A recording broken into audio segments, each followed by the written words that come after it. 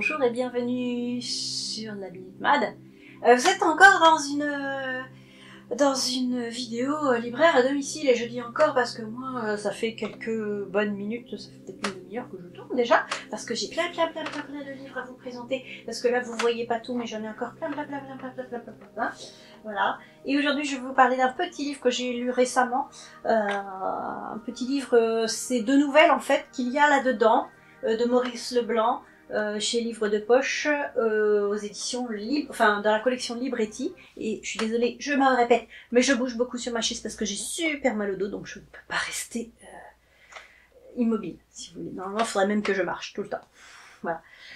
Donc, Maurice Leblanc, le cabochon d'émeraude précédé de L'homme à la peau de bique. Sympa le titre, enfin les titres un peu rigolos.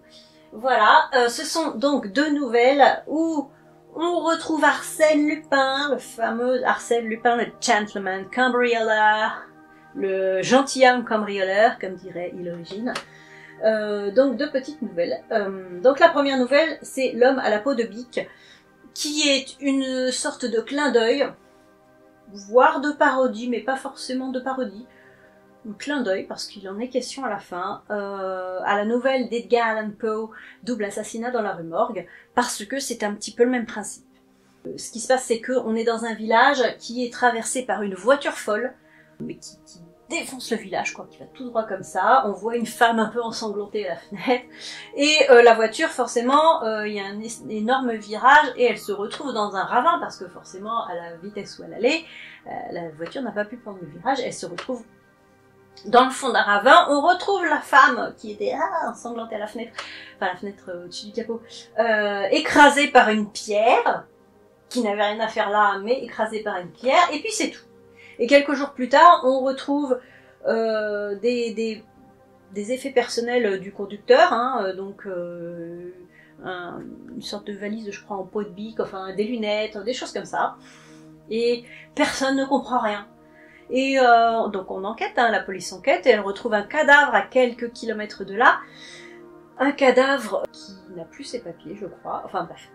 Et donc, blablabli, blablabla, l'enquête piétine, la police piétine, et dans le journal, je ne sais plus dans quel journal, on dit oui, même Arsène Lupin ne pourrait pas démêler l'affaire. Et là, Arsène Lupin, bim, il dit ça, il répond, et il dit bah les gars, c'est super facile, voilà comment ça s'est passé.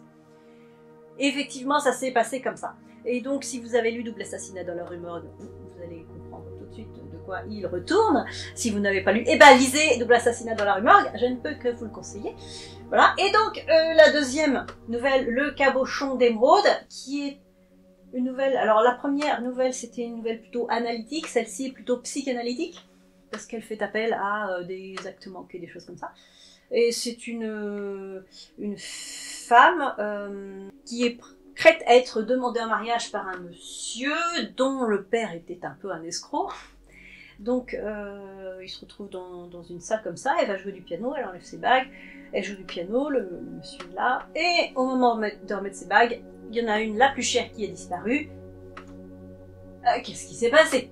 Voilà, et donc elle, je dis oh bah on a dû la paumer, c'est pas grave, on va la chercher. Lui il fait non, oulala, vous allez croire que c'est moi qui vous l'ai volé et tout. Enfin, bref, elle appelle un détective qui lui dit ouais ok, pas de problème. Il lui envoie un pote à lui, un détective aussi amateur entre guillemets.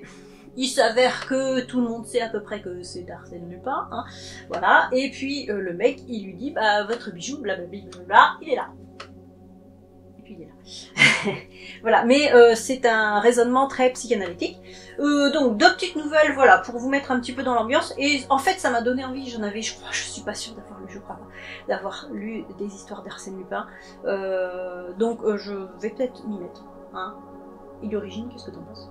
Je sais pas, vous, est-ce que vous avez lu des romans de Maurice Leblanc sur Arsène Lupin? Ah oui, alors ce qu'il faut savoir, c'est que dans ce livre-là, au début, il y a une longue introduction, mais alors super longue, fait peut-être un tiers du bouquin, quoi. Ensuite, il y a une petite biographie de Maurice Leblanc, qui est très intéressante. Donc moi, je connaissais pas trop Maurice Leblanc, et ouais, Oui, il a fait pas mal de trucs en fait. Voilà, donc tout petit livre, hein, mais vraiment tout petit livre. Est-ce que vous avez déjà lu du Arsène Lupin, enfin donc du Maurice Leblanc qui parle d'Arsène Lupin? Est-ce que vous aimez un petit peu ce style-là?